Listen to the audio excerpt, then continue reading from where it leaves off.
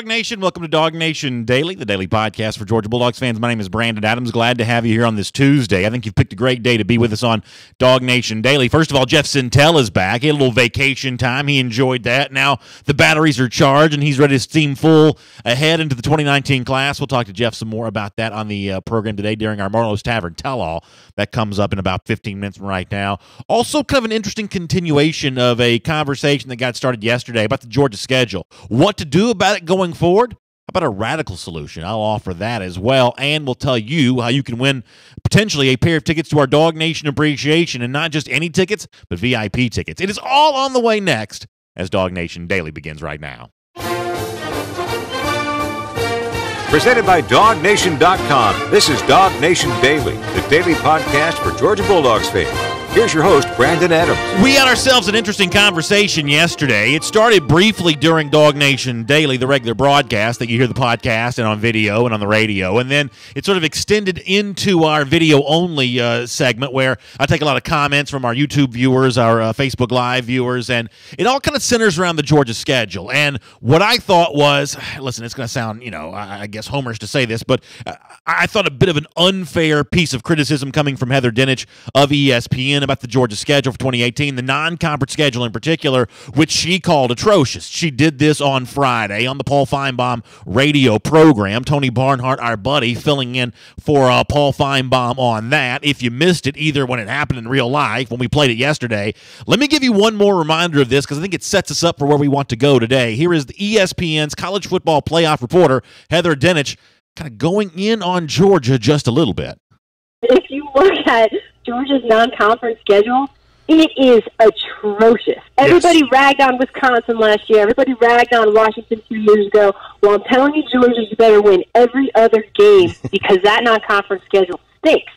Now, I feel like I did a fairly good job of refuting this yesterday. My issue with not just when it comes to Georgia, but when it comes to college football in general is when people say, hey, your non-conference schedule's terrible, I feel like sort of carving up a schedule into just a tiny sliver is probably a bit unfair. I think schedules are supposed to be evaluated on the whole, and non-conference games aren't in themselves more difficult or more important than conference games. It's the full 12-game slate. Wisconsin, the example that Heather Dinich cites there, that's a team that in the preseason was only slated to face one preseason Associated Press top 25 team, whereas Georgia on paper right now would look to be playing three at least AP preseason top 25 teams. So just in that side-by-side comparison, the Georgia schedule kind of wins out. Plus, it may be a little unfair to pick on Georgia in this regard because Georgia's played, in addition to Georgia Tech, another Power 5 team in each of Kirby Smart's first 2 years, Carolina in 2016, Notre Dame last season. It's going to play Notre Dame again in 2019. But that's maybe sort of beside the point for today, because let's say for the sake of argument, and this is kind of where we got to on video a little bit yesterday, and I wanted to kind of bring this in for the full audience to have its turn with, and I'm sure I'm going to hear a lot of feedback on this, and I welcome it, both people who agree and who disagree with what I'm about to say. Let's say for a second that Heather Dinich is right, that the Georgia non-conference schedule for 2018 does leave something to be desired. You know what? We'll even use the same word that she used. She called it atrocious. Let's say, for the sake of argument, the Georgia 2018 non-conference schedule truly is atrocious.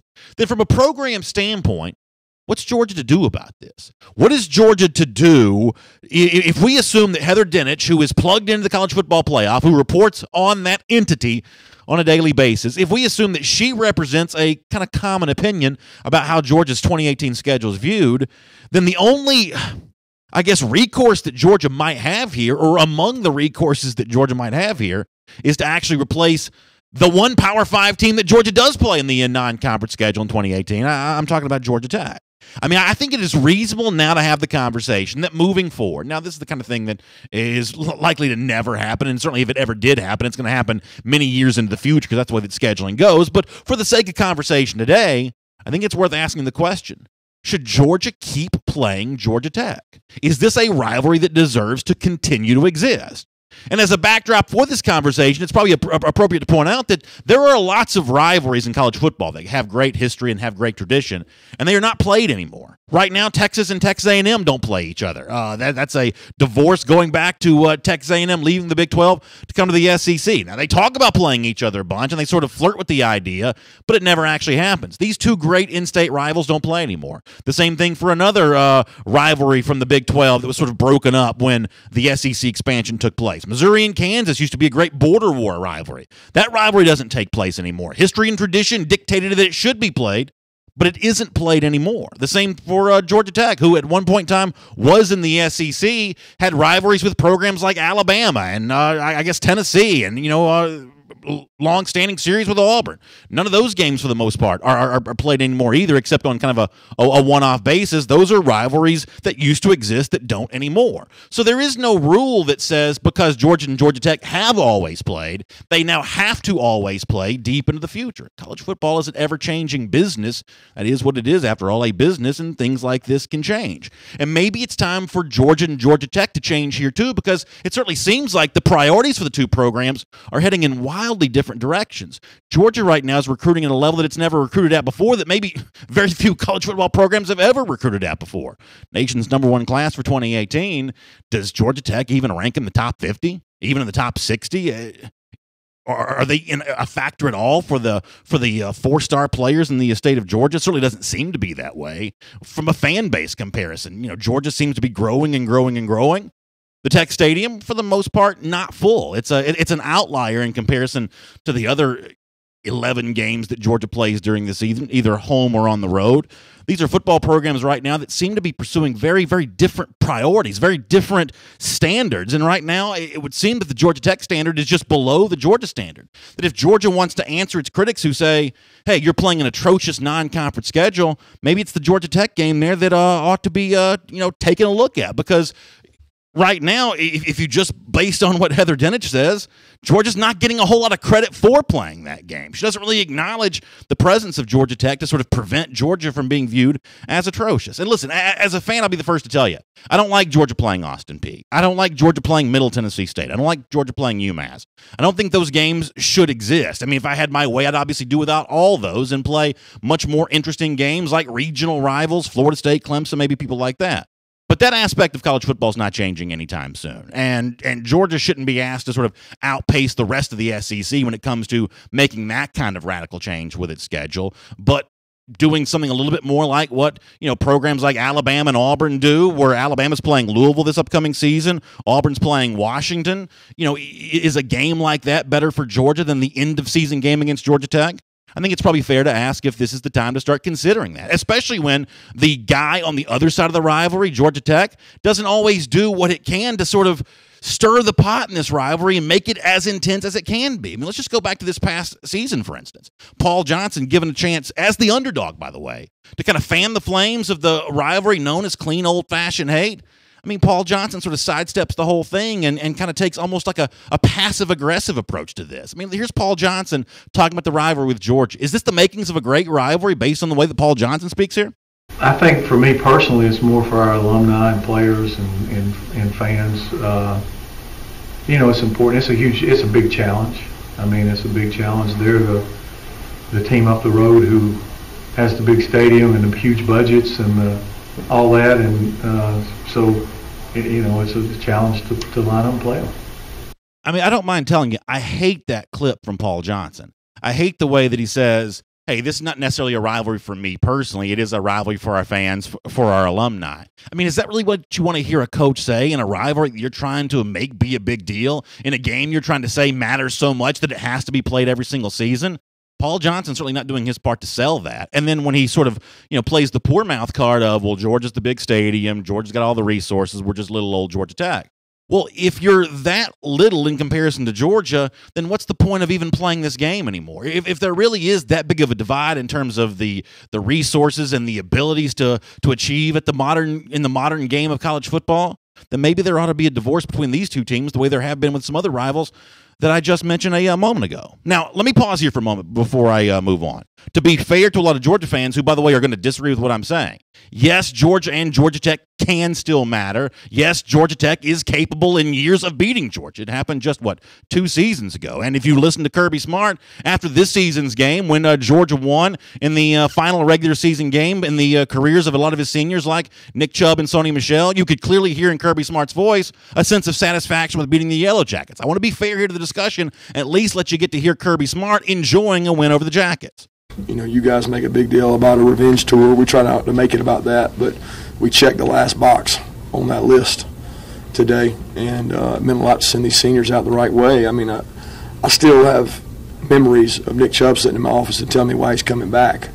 So I wanted it more for him than for anybody, to send him out the right way, and really all of them, but it's just Nick specifically said he couldn't sleep at night thinking about it, and gave him an opportunity to go to sleep now. So it's not my point to say that the Georgia Tech rivalry, the one known as clean old-fashioned hate, never matters. Clearly, in Kirby Smart's voice, it mattered to him as recently as this past season. What I will suggest, though, is that the rivalry doesn't matter enough on a year-to-year basis to necessarily justify continuing to play the game, especially when Georgia's competing and recruiting a lot more against ACC teams like Clemson and Florida State than as a team like Georgia Tech. Maybe those are the programs ought to be replaced with ought to replace the Jackets on the schedule. That puts Georgia more in line with what it's doing on a recruiting basis on a 12-month-a-year level, and maybe puts a schedule for Georgia more along the lines of something that might impress the College Football Playoff Selection Committee. Because if there was a Clemson or a Florida State in place of Georgia Tech, my guess is ESPN reporters like Heather Dinich wouldn't be calling the Georgia schedule atrocious then.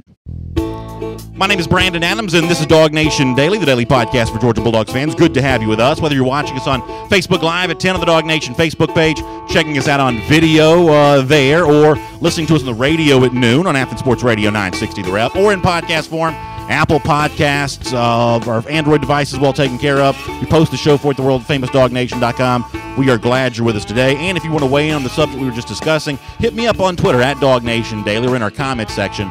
We'll look forward to kind of having that debate out, because a lot of Georgia fans are obviously going to feel different, and on this show we try to be as interactive as possible to give folks a chance to kind of weigh in on that. Really getting excited about Thursday, March 15th, and our DawgNation appreciation. Special guests we've been telling you about: Nick Chubb going to be there, Sony Michel going to be there, Roquan Smith going to be there. We have added Davin Bellamy into the mix there. He's going to be also there. It's at the Coca-Cola Roxy Theater at the brand new Battery Atlanta. It's Thursday, March 15th, and if you haven't got your tickets yet, you need to go and get them. Go to DawgNation.com. There is a banner at the top of the page. You can pick up your tickets right there. Premium tickets still available, which include an autograph from Sony or Nick or Roquan.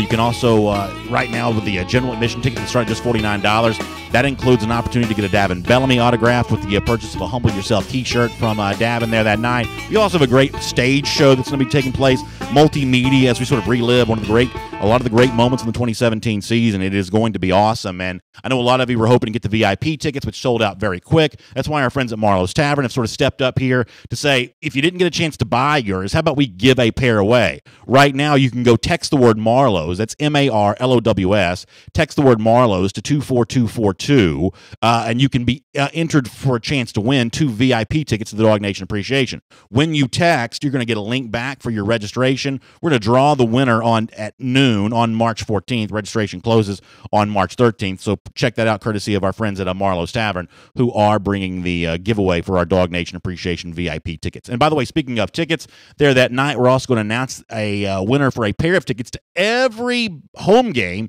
in Athens this fall. It's brought to you by Online Trading Academy. We're going to announce the winner there that night at DawgNation Appreciation. Another reason why this event just keeps getting bigger and bigger. Jeff Sintel makes a triumphant return to DawgNation Daily in just a moment after a little vacation time for him. One of the things we'll talk about is Owen Popo, the 5-star linebacker, who had some interesting things to say. And as kind of a setup for this, let me go back to Friday's show for a moment, because Benjamin Wolk, who covers Auburn recruiting, was here on DawgNation Daily. We were talking about the relationship that Popo seems to be growing with Auburn here a little bit. I asked Ben, what is the pitch right now that Auburn is making to Popo? And here's what Ben had to say.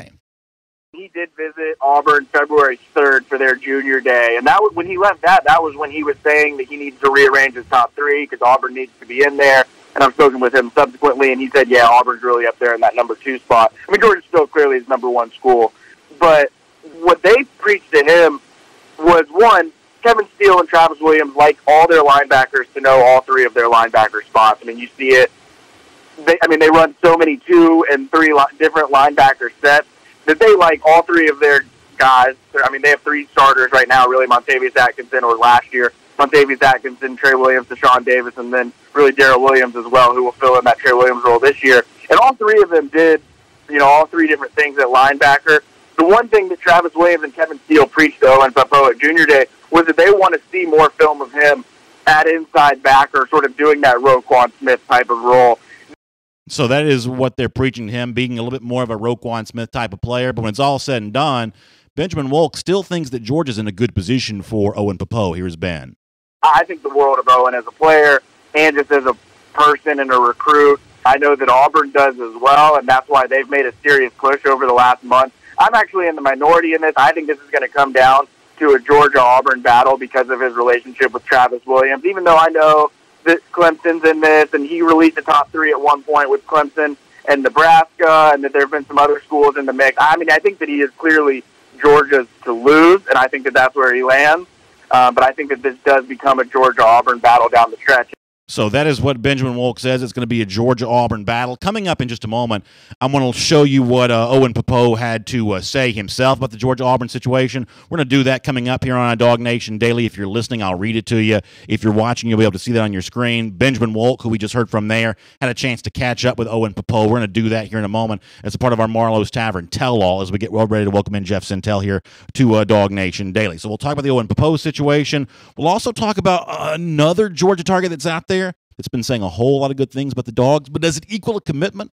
We'll get into all that right now as welcome in Jeff Sintel. It's our Marlowe's Tavern tell-all. We're glad to have you with us on DawgNation Daily.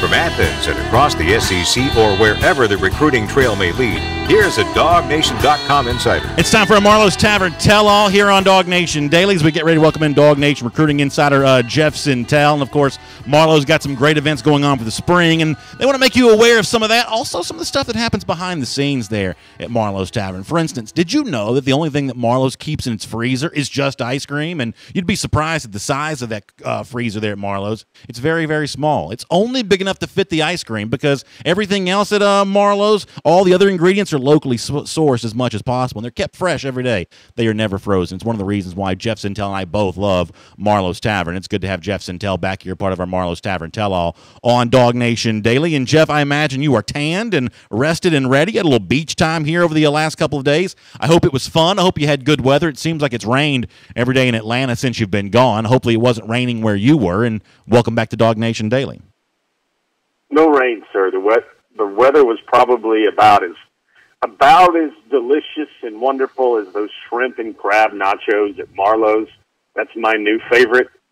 We found a way, Brandon, to somehow have a great vacation when the airline loses your luggage and you don't get it back until the middle of your 3rd day. Yeah, exactly. I mean, listen, you just make it a party, and you do sort of what you have to do. Maybe clothing optional. I don't want to go down that road necessarily, but maybe that's the way you got to go. The vacation must go on, though. Is the point here, right? Well, it's funny. You have to. Of course, we won't name the airline, but what it was is you have to just have a shopping spree and act like you didn't pack a thing. You know those romantic movies, Brandon, that I'm sure you and your wife adore, where you just say, "Grab a bag, honey. Grab your purse. Don't bring a thing, and we'll buy it when we get there." That was sort of the way it had to go for us if we wanted to enjoy our vacation. Well, shopping sprees there. I'm sure Miss Sintel loved that. And a shopping spree for Georgia football for the 2019 class is also maybe about to begin as well. But Georgia's not the only one in the aisle right now, if you'll pardon a very long-winded analogy. We were just talking before you joined us about what Benjamin Wolk said in your place on Friday about Owen Pappoe, who has taken a visit to Auburn, been impressed by Auburn. And in fact, if you don't mind, can we show the quote here, what Owen Pappoe recently told our colleague Benjamin Wolk from SEC Country? He says the top 3 is now gone. I'd say Georgia and Auburn are my top 2. Right now, Georgia is my top school. I said Auburn and Georgia are my top 2, but I would say that Georgia is my number 1 right now. they really do have a good chance of landing me. Clemson, I haven't really been in contact with them. I wouldn't say they're out of the picture, but we haven't really been communicating that much. So, Jeff, that's all kind of a long-winded way of saying that, Popo is still very high on Georgia, but there's some movement below the Dogs. It seems like Auburn's giving Popo a lot of attention. He's also rewarding them with, I guess, number 2 status now, which ain't nothing. It's better than a lot of other schools when it comes to Popo. What does all this mean to you, though? Well, I do think it gets interesting with Popo and the timeline because, I think the Grayson program is going to try something different this year. I think that's the school that maybe has as many 2019, top 250 players as maybe IMG Academy usually does. And I think they want to be very focused on the state title hunt this year and that shocking loss that they had to Archer in the playoffs. And I think you're going to see a lot of those Rams make sure their decisions are made. I would say probably by May, maybe May at the latest. Smart ways to do that. I guess they want to make sure that they've got something that they can commit to. They don't have to worry about injury during their senior seasons, and they have a spot. But another altruistic reason is everybody's going to focus on Grayson and leaving that community with another championship because they're going to have another stretch of great players. Popo, I don't think it's any secret that most people in the industry have kind of seen Popo trending towards Georgia. I would say probably since the middle to late of last season. Georgia was winning. It's hard not to appreciate the attention from the nation's number one team for a time, or SEC championship team, a Rose Bowl champion team. Georgia has just continued to bury Popo with worth and attention. He's had a great relationship with Glenn Schumann for a while. They can remember one point last year where him and Schumann did nothing but just watch film. That's what Popo told me. They did it for several hours. He really got cozy with Georgia. The thing to think about there for Auburn, though, is Travis Williams. He's a really good recruiter for Auburn. Seems like every big-time recruit that favors Auburn or even looks at Auburn gives Auburn a very long look. They're always speaking about how Coach T. Will relates to them very well and how he feels he can make them better as a player. He's the type of player, even when Channing Tindall's a great name to bring up. T. Will would send him tips after every game about try this, try that, try this, try that, watching his film, breaking him down, showing these players how we can make them better. In the end, though, Auburn's class is going to have to go a long way to rival what Georgia's going to pile up in 2019, and I think that could be something that Popo will look at as well. Let me ask you a question about this because you're right. I mean, Owen Popo is one of those guys that a lot of Georgia fans are certainly very optimistic ends up in the 2019 class, and it's a little bit like what we kind of said last week about Jaden Hazelwood and no one's been those guys. Here's an example of a priority UGA recruit kind of talking about another school, participating in some other recruitment. No matter how it ends, he's talking about Auburn right now. I want to contrast that to a guy like, say, Pierce Quick from Alabama, and if you're watching on video, I think we can show you a tweet from Quick where he's like, hey, now I'm ending my recruitment. I'm sort of, he says, I want to thank every school that's recruited me throughout this process. Been a blessing. At this time, though, I'm completely shutting down my recruitment. 100% committed to the University of Alabama. Going to build the best class that's been seen at Alabama. That's his choice. Different people, make different kind of choices. I guess, Jeff, my question would be, would UGA benefit in 2019 if more recruits did take the Quick route here of the Pierce Quick route of, I'm shutting it down. I'm not participating in the recruiting process. I am solely focused on building the best class for Georgia. Would the Dogs benefit if more of the 2019 recruits actually said that? Well, Brandon, I'm sure you would love that if more 2019 recruits actually said that.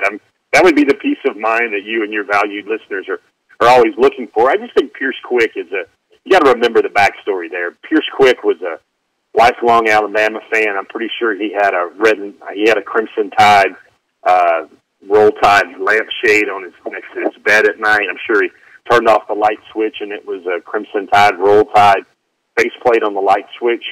A little bit different with other guys. I think Pierce Quick is going to be one of those, more so the aberration than the norm. He's a guy that in the state of Alabama, there's guys like Clay Webb, there's guys like Tagovailoa, the younger brother. You've got Paul Tyson. You've got lots of big guys in the class of 2019 in Alabama, and I think Quick can be a guy that would kind of be the glue to kind of get all those guys together. But Quick basically said even when he committed to Alabama, he was committing because there really was no other school for him. He was always going to be Alabama. Even when he started tweeting out like 22 birthday cards from Georgia, some folks thought that was a story. Quick was always going to go to Alabama, and he basically just, formalized it right now and just wanted to move that off the plate. I've heard, Jaden Hazelwood has said some things like, he's going to go to Georgia, but he's going to take his visits. Dominic Blaylock has basically said that to us, to DawgNation with our coverage going back shortly after he committed. He said that to us during our Marlowe's milkshake moment earlier this year. So Georgia's kind of got those guys. They just, haven't taken the platform in the middle of the beginning of March to sit there and formalize it. It got me thinking, and here's a little BA Jeff talk back here. But who would you say, if there's one remaining target in 2019 Georgia has to land, who would be your number one priority? Trayvon Walker. Trayvon Walker. See, you and I agree there because I think there's so many reasons why. I mean, Popo is probably the highest-rated player. Trayvon might eventually soar above that. Yeah, that's a good point. Playing with it. Popo may be a better player, and I really want him at Georgia, but Walker represents a much bigger need, I think. He fits needs, but I'm gonna back off that one a little bit. I think Trayvon, when he's finally rated as he should be, you're going to see a very special talent, especially if he does what he's expected to do in all the dog and pony shorts and pro fit T-shirt camps. Trayvon Walker, I think, could probably go somewhere into the top 10 stratosphere if he gets properly rated. Remember, he is an anchor, almost a 10-pound, 15 rebound, 4 block, 4 steals guy for Upson Lee. He's going to play for the Class 4A title this week at Georgia Tech. I think they've won something like 50, 60 games in a row on the basketball court. And you're going to think about Popo, though, and you're going to think about, okay, Channing Tindall, Jaden Hunter, Monty Rice, Quay Walker. There are options that can play Tresman Marshall. There are options that can play sort of the same position that Popo does. Let's not discount Popo, though, at all. I just think when you're talking about the vertical jump, the fact that Trayvon Walker could probably clock a 4.7 and 4.6, 4.7 in the 40 at all of about 6'5" and about 260 pounds. I think that's a player Georgia hasn't gotten in the last 2 recruiting cycles that kind of fits the explosiveness, the athleticism, and the size for the defensive front.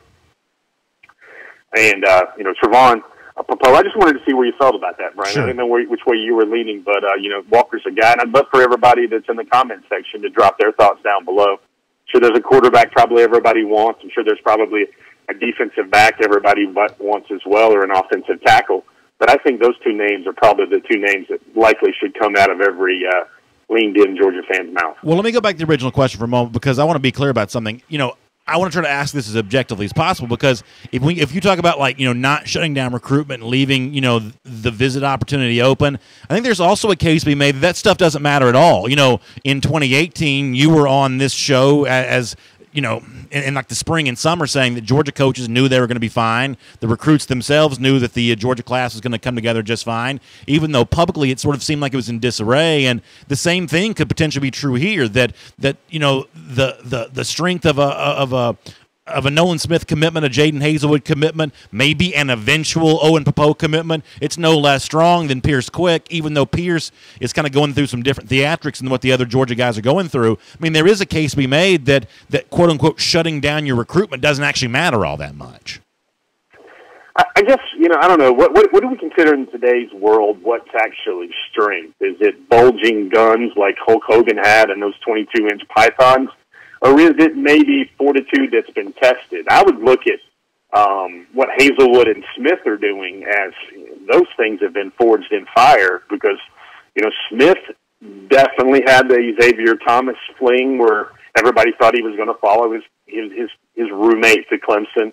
That didn't happen. Alabama has knocked on the door very hard. I mean, Nolan Smith is getting some elite recruitment from very big boy schools. Ohio State's even in the mix. The same thing for Jaden Hazelwood. Jaden Hazelwood has looked up and down the line. This is kind of like Hugh Hefner getting married, man, and staying married. I mean, Jaden Hazelwood has been courting, and he's checked out all these schools, and he's still solidly committed to Georgia. The one thing I would think about Pierce Quick, though, is Pierce Quick is a guy maybe not as highly rated. We've just rattled off Nolan Smith, Jaden Hazelwood, and Owen Popove. Those are three guys that are rated among the top 15 players in the country on just about everybody's board. Nothing against Pierce Quick. He is an elite offensive tackle, but he's not in that top 10, top 15 realm yet. Yeah, that's a very fair point. All right, let me run through a couple of issues kind of quick here.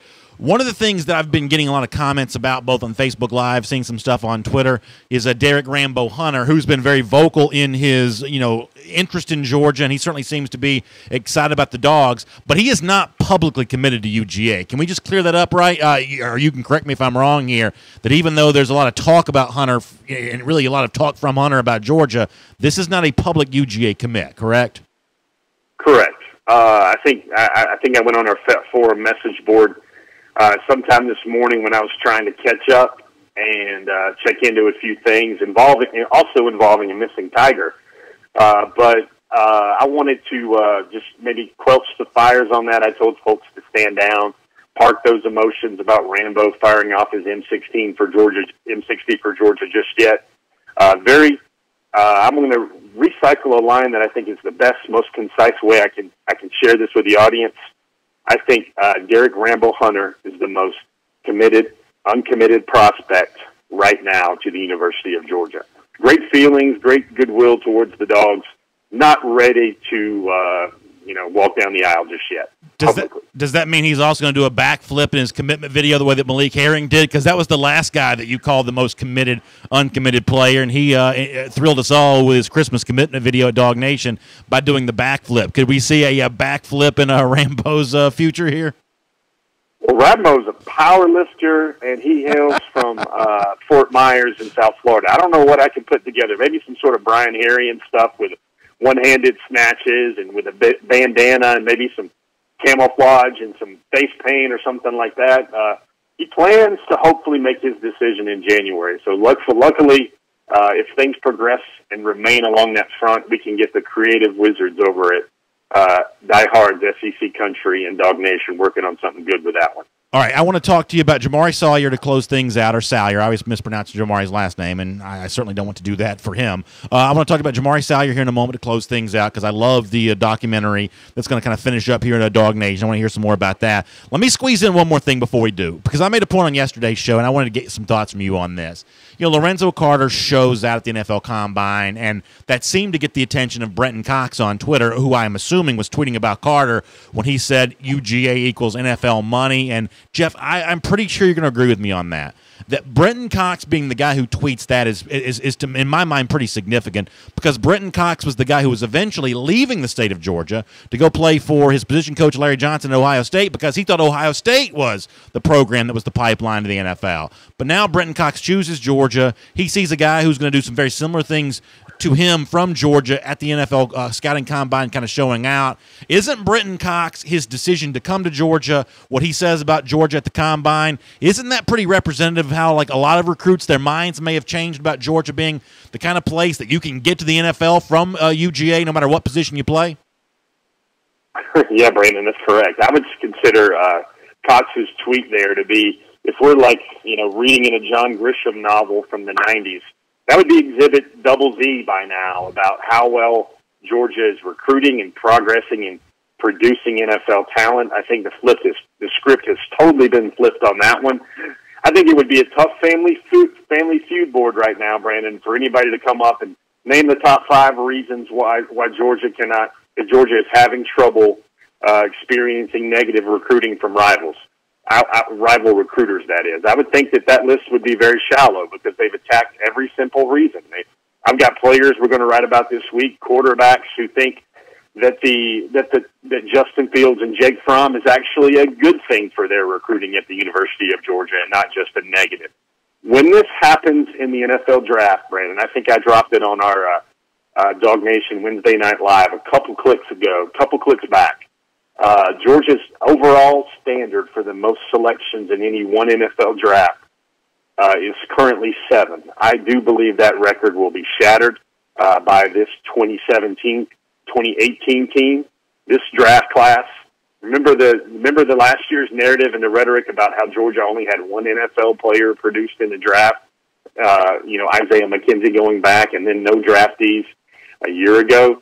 I think that's kind of totally going to be gone out of the window when you see names like Isaiah Wynn, Lorenzo Carter, Sonny Michel, Nick Chubb, Roquan Smith, Davin Bellamy, guys like that, Trenton Thompson, flying off the NFL draft boards.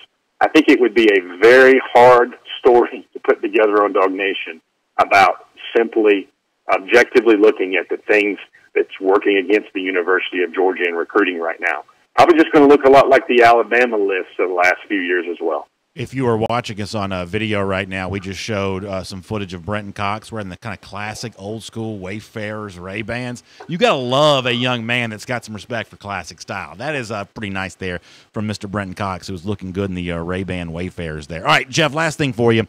It's certainly great to have you back here today on DawgNation Daily as a part of our Marlowe's Tavern Tell-All. The final chapters of the Jamari Salyer documentary are up at DawgNation.com right now. I love watching this stuff. And at SEC Country, too, I guess you can check out the Salyer stuff.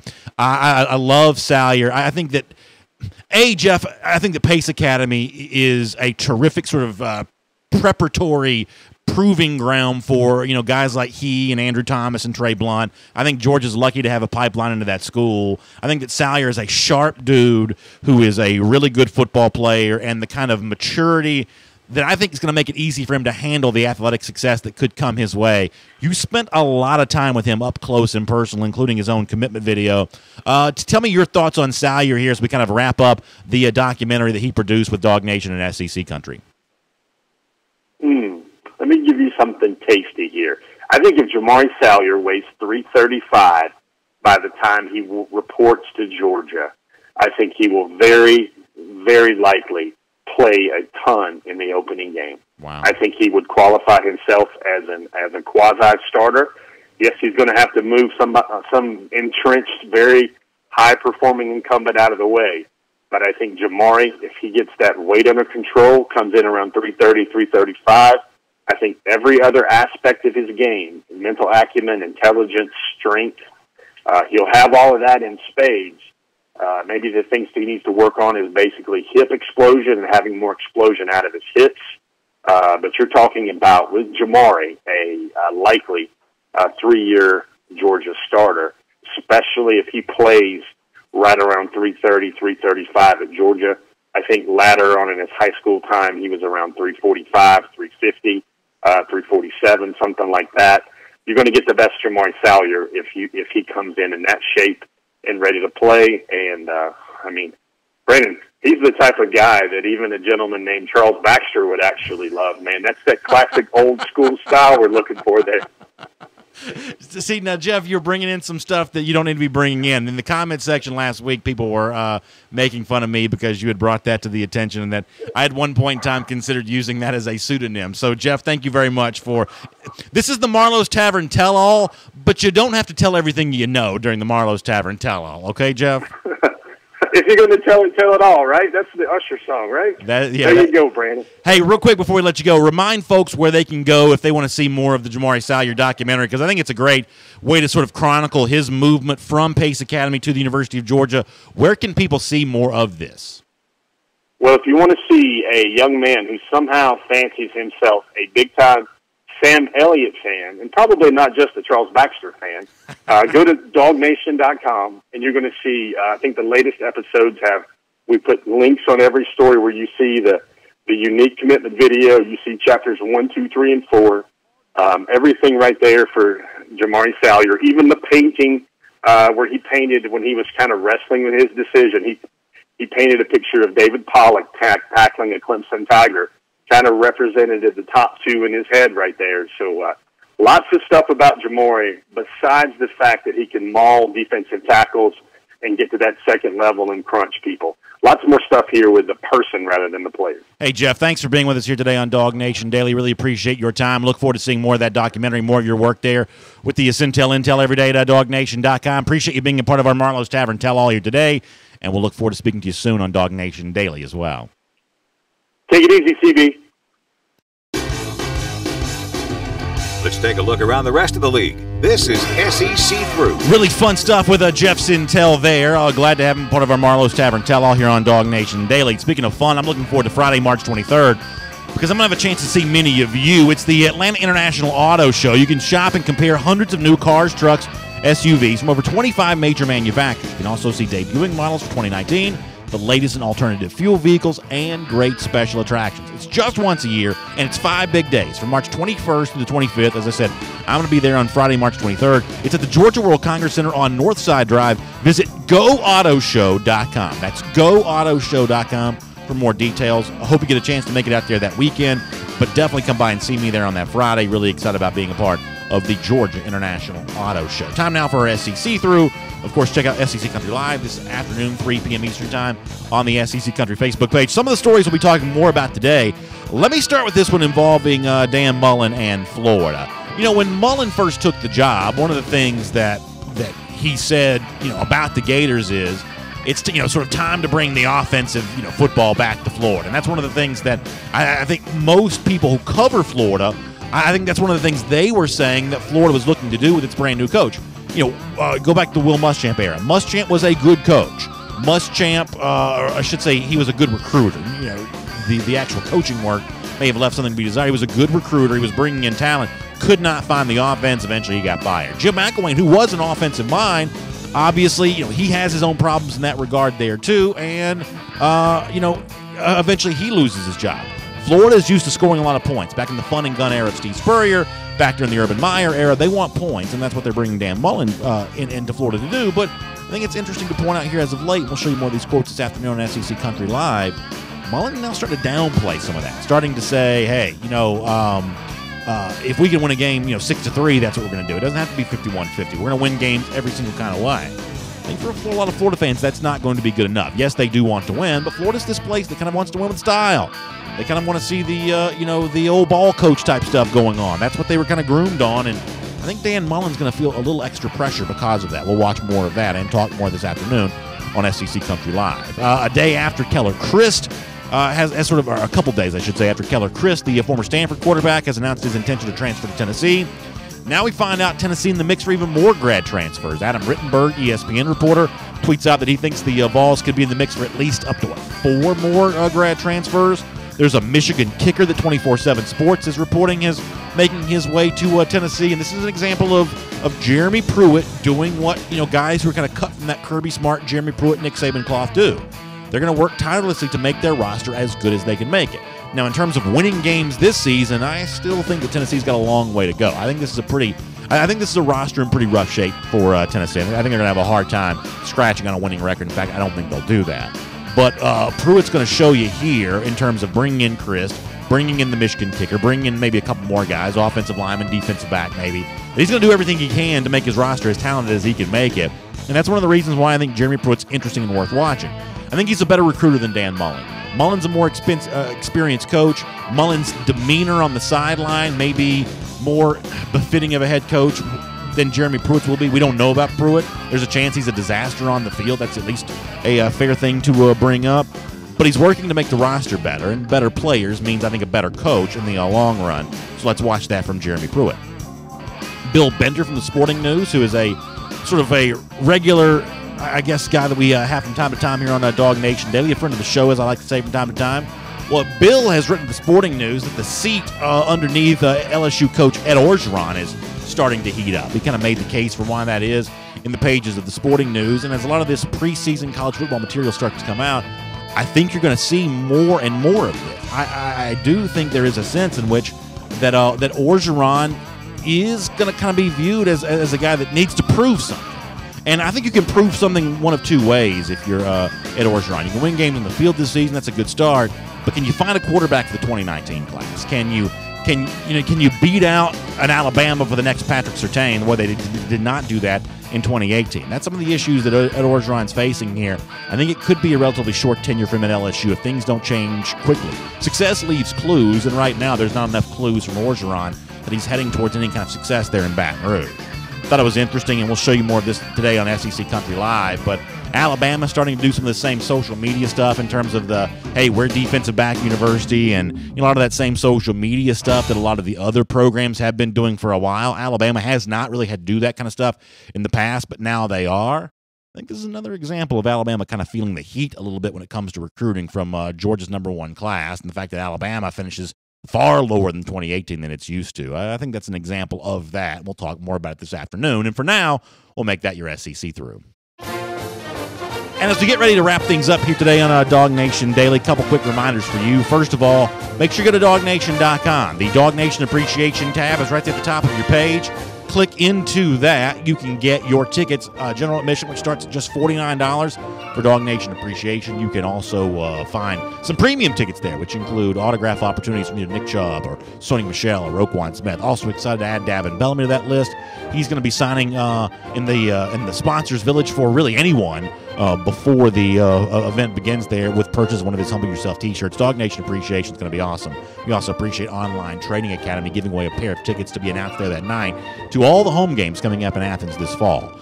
By the way, 235 days from now, Georgia beats Florida again. It's our Gator Header Countdown right here on DawgNation Daily. And make sure you check out the DawgNation Daily Double coming at a link at DawgNation.com and on the forum at forum.DawgNation.com. We'll have plenty more there, and see you tomorrow right here on DawgNation Daily. And for those of you who are with us on video, look forward to getting your comments. You want to weigh in on the Georgia Tech subject from a little earlier in the show, we'll give you a chance to do that, and pretty much anything else you want to hit, on today's show. And really what I said today about Georgia Tech in a lot of ways kind of originated with what we all talked about yesterday. So this was kind of the example of that, and so we can kind of continue that. And by the way, I did remember Eddie for the full show here today. I really hate that I was kind of off-brand for not having Eddie on the desk to be on the show yesterday, but but I'm glad to have him here today. Randy Hall says, project our next commit. Listen, I leave the projections to Jeff Sintel. I'll talk about them in any degree that you want to, but when it comes to the actual projections and predictions, I'm going to trust Jeff on that a lot more than I'm going to trust what I'm going to say. Chad Clark also says, news today that dumpster fire is officially in the dictionary thanks to Tennessee and Florida. Yeah, I actually did see the dumpster fire thing added to the dictionary, which I thought was kind of funny. Was it Merriam-Webster that tweeted that out? I thought it was kind of funny. Al Clements says to glue Eddie to the desk. And that wouldn't be fair to Eddie. You gotta give Eddie his chance to roam free. This is a free range blind squirrel. Listen, here at DawgNation Daily, we only support free range blind squirrels. So this is not some caged, pinned up blind squirrel. Eddie's a free range blind squirrel. Spoonie Jr. says, how about replace Georgia Tech with Miami, start a new rivalry? That'd be an interesting one, too, to see Georgia play Miami. Brian Wright says, do you think that Devad Wilson could be a starter since he enrolled early? I do think that early enrollees have a advantage at times over their non-early enrollee brethren. I think there's an example of that from last year with Monty Rice in comparison to Nate McBride, for instance. McBride may be the better overall prospect. Rice had the early start. The early start, I think, benefited him in that regard. So Wilson being able to go through spring practice may give him an advantage over some defensive backs. But I think ultimately, and this is with all due respect to Wilson, who is a really talented guy, I think ultimately defensive back is a position where normally experience matters unless the inexperience is so talented. And I think that Tyson Campbell is still going to have, the advantage over Wilson, just given the fact that he's just a super talented guy. Jason Hoover asking if Dogs, what are the chances they finish the top class again in 2019? I think the chances are very good, and I'm going to base that just on, if you look at like the 24/7 Sports, like composite player ranking, just look at that top 10, top 20, top 30, and look at the number of guys that Georgia's kind of already in on. Just sort of like the top 10 alone, either publicly committed to Georgia, Georgia's got a strong relationship with. The 2019 class obviously starting out much quicker than the 2018 class did. We saw how that ended, and I think there's reason to think the 2019 class could be just as good. Galen Jacobs asking about tailgate for G-Day. Galen, I hate to say this, I still don't know. I do know we'll be doing Dixie Vodka postgame show from after the game. somewhere, and we may do an expanded version of that. We've actually got some pretty cool stuff coming up for that at G-Day. We've talked more post-game on G-Day than we have pre-game. I think a lot of that's just due to the fact that we are so loaded up with the DawgNation appreciation. By the way, I have been trying to, for a million days, to make sure I check in with the our friends on that watch the show on YouTube. Let me see if I can find this on YouTube. I can always find it on SEC Country Live very easily. Let's see if I can find this on here. Yeah, here we go. So for my very first time in the comment section, I'm going to say hello to our friends over here at YouTube. Willie McGuire says, yes, please do. Willie, thanks. It's good to be with you here. Enrique Murillo says, bring Eddie to SEC Country. Willie McGuire, thanks for checking in. So for now, our buddy Eddie here, I guess, is going to be a DawgNation Daily only character. We may bring him to SEC Country at a certain point, but at the very least, I wanted to check in on YouTube here today because I really appreciate those of you who watch DawgNation Daily on YouTube on a daily basis. I don't want to be only paying attention to the folks on Facebook, but I certainly appreciate the folks who check it out. And if you're not aware, you can watch DawgNation Daily on YouTube every single day. It's just it's basically just the DawgNation page on YouTube. The way I just found it right here was by searching DawgNation YouTube, and I kind of got in there and were able to check that out. So if you want to watch the show on Facebook Live, we love having you there for that. That's what the majority of the audience does. If you want to check the show out on YouTube, it is available for you every day at the DawgNation YouTube page. Robert Barnes says, in reference to Paul Johnson, he comes from the Irk Russell coaching tree. Irk always used the little us, big them approach. It's a shame Georgia Tech can't pull it together and build something which could make the rivalry mean more nationally. Yeah, Robert, I think that's an interesting point, and I guess I'm sure a lot of coaches traditionally have kind of used the poor mouth technique for their own program. It's really the last point you make, which I agree with, which is if Georgia Tech would talk up the Georgia rivalry a little more, then at that point in time, I think that Georgia would be baited into caring about it more, and all of a sudden we'd have the kind of thing that would be entertaining enough that would get the national attention. Right now, I mean, when you look at that final Saturday of the regular season, I mean, I would say that Georgia Tech is an inferior rivalry to Clemson, Florida, to Clemson, South Carolina, even. I mean, you look at forget the Iron Bowl here for a moment. A lot of the other rivalries just seem to have a level of spitefulness and admitted hate that clean old-fashioned hate just doesn't have. And I'm all for tradition. I mean, I'm a traditionalist in many ways, but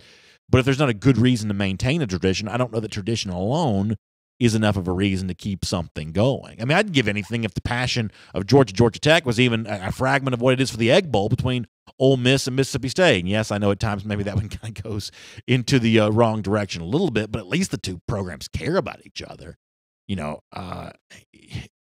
You're sort of hard-pressed to find any evidence that Georgia and Georgia Tech even care about each other at all. Chad Clark says, other than pride, this is on Facebook, it's a no-win situation with Georgia Tech, and it takes some of our practice time away to prep for the option. Yeah, and we talked about that yesterday a little bit, too. I guess for Georgia Tech, as much as that, the Paul Johnson offense, I'm not a fan of it. If you're not bringing in elite players, I guess at least making yourself difficult to play is at least a somewhat wise strategy. So from that standpoint, I guess it is what it is. Michael Morrow checking in on YouTube. Michael, we appreciate that. Richard Smith says we won't let a weak or strong schedule dictate our championship success. And Richard, I think that's an interesting point. Richard, by the way, on YouTube as well. I think that's an interesting point. And I guess, and maybe I wasn't clear enough about this when I sort of spoke about this off the top of the show during the regular broadcast. While obviously the main sort of genesis point for this conversation is how the College Football Playoff Selection Committee is going to view things, this is also about fan experience and sort of quality of life and enjoyment. Do you still enjoy playing Georgia Tech every year, or would you enjoy that game being replaced with a Clemson? Because remember, like programs like Auburn and Alabama play each other an SEC game at the end of the season, which frees them up at the beginning of the season to play a different kind of non-conference opponent. And, some years it's a home and home. I guess for most of those schools, it's going to be a neutral site seemingly every year. Alabama virtually always plays a neutral site. But, for Georgia, it could also be a home and home. It could be a Notre Dame, the way that it's going to do in 2017 and 2019. You could do that. Is the Georgia Tech game still enjoyable enough to you to not want to trade it for a different kind of non-conference game. And if it is, then this is probably the kind of thing where I would allow majority to rule on. But if it's not, then it's probably worth, kind of having that conversation. 90 Spabe Ebb Sounds. I hope I read that correctly. He says Terrence Eberhardt. Okay, this is Terrence Eberhardt, who we see on Facebook, now on YouTube. He says, I was really impressed with the 2018 early signing period. Getting all those signatures early was incredible. How do you think Georgia's going to do in 2019? Yeah, listen, I think the 2019 class for Georgia was always destined to be a really good class, and part of that is just sort of based on the fact that 2019 for Georgia is just probably a deeper year for talent. And the people who sort of crunch those scouting reports for a living can tell you about that probably better than I can. But I think that 2019 was always viewed as just an overall better year for talent in Georgia, especially at positions of need like defensive tackle. We talked to Jeff Sintel about Trayvon Walker a little earlier, for instance. That's an example of a player that exists in Georgia for 2019 that did not really exist in the state for 2018. That's another reason why, is the overall number, like the 300-something number that a lot of Georgia fans are really interested in from 24/7 Sports, is the overall composite number going to be as high? Is the total number of 5 stars going to be as high? Maybe not. I don't know about the crunching of the numbers, probably about that quite as well as many of you do. But can it be number one again? I think Georgia has a really good chance of being number one again. Really good chance. John Templeton on Facebook says, who do you think is going to share snaps with DeAndre Swift? I think at the beginning of the season, I think it's a real opportunity for Elijah Holyfield and Brian Herrien. I think they have a chance to both show. And for the first few games, it's probably going to be that trio, the same way that Georgia was looking to get 3 running backs involved in 2018. The same way that Georgia was looking to get 3 running backs involved a lot in 2017. I think they're still looking to give significant carries to 3 backs during games. And at the beginning of the season, it is Swift with the majority, Elijah Holyfield and Brian Herrien, and sort of that competition to decide who's second and who's third. With all due respect to James Cook, who I don't quite think is probably in that conversation as of yet. But if by the middle of October, Georgia goes to LSU, at that point in time, is it reasonable to even say maybe Zamir White's healthy by then? For the November stretch run, maybe Zamir White's healthy by then. Maybe he becomes one of those top 3 guys. And now the competition that had been unfolding between Holyfield and Herrien, now it's either Holyfield or Herrien, along with Zamir White and DeAndre Swift for the carries that matter most and the games that matter most. I think that's a really interesting scenario. I know that Holyfield is one of the more popular players in the Georgia roster. People hope to see him get his chance beginning of the season, especially at South Carolina in week 2. That becomes one of those moments where he really does get a chance to see what he's able to do. Dan's story talking about Jake Fromm. We're going to talk more about that on tomorrow's show. I think there's even more to be said about those two. When it comes to Fromm and Fields, I appreciate weighing in on that. Santiago Diarn asked if Tech were to fire Paul Johnson, will they change their offense or find another Irk Russell assistant? I mean, the way that Ken Niumatalolo, who was the predecessor, is the word predecessor? He followed up Paul Johnson at, I guess Paul Johnson was his predecessor at Navy. He is the current Navy coach. He's had some success, but I think that if Tech were in a position to go different coach, they may sort of reboot the idea of the program. That'd be my guess anyway, Santiago. Appreciate you weighing in. Caleb McCord says, if you consider Tech a cupcake, then why not leave them because of tradition and use Clemson, Miami, Florida State, Notre Dame in a rotation?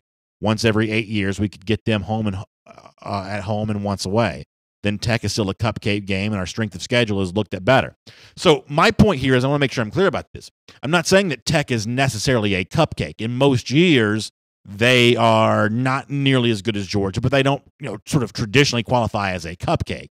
What I'm saying is that from a perception standpoint, playing them doesn't seem to be getting Georgia very much on the basis of what Heather Dinich said on the Feinbaum show on Friday. And if you're not competing with Georgia Tech in recruiting, then what's the point of competing with them on the field? I mean, after all, there is a cyclical nature to college football. Who you play becomes a commercial for, why you want to go to this school. And the comparison between Georgia and Georgia Tech, I mean, Do they ever even go after the same players anymore? Maybe they never did, but it certainly seems like they don't ever now at all. All right, we got to get ready to get out of here. Let me scroll back to the top. Boy, a lot of comments. Sorry I missed out on a lot of these. Galen Jacob says, "Sweet jacket, BA. Where can I get one? You're always swagged out." You may be the first person to ever say that I'm swagged out, but I certainly appreciate the compliment. This jacket, it's kind of a pullover deal. This comes to us courtesy of our friends at Fanatics. We need to put a link to our friends at Fanatics here. Fanatics has some great UGA gear. They actually sent this to me. This pullover here, which I wear a lot when it's raining, and here lately in the late February, early March in Atlanta where I live, it has rained a lot. But this nice UGA pullover does courtesy of our friends at Fanatics. We'll see if we can put a link up so you can see some more Fanatics here, because they've got some great UGA stuff. The zipper thing that I wore on Friday, a little casual but very comfortable. That's also a Fanatics piece. They sent some great stuff to me, and I certainly appreciate Fanatics sending me this. And Galen, I appreciate you noticing. By the way, 3 p.m. Eastern Time this afternoon on the SEC Country Facebook page, we'll do SEC Country Live. We will have the audio version of DawgNation Daily up for you as a podcast here at DawgNation.com very soon. DawgNation Daily available as a link in the show page at the world-famous DawgNation.com, also at forum.DawgNation.com. Back again tomorrow morning at 10 a.m. DawgNation appreciation tickets for you at the top of the page there at DawgNation.com. Really hope to see you on Thursday, March 15th. And between now and then, I look forward to seeing you tomorrow morning at 10 a.m. for another episode of DawgNation Daily Live.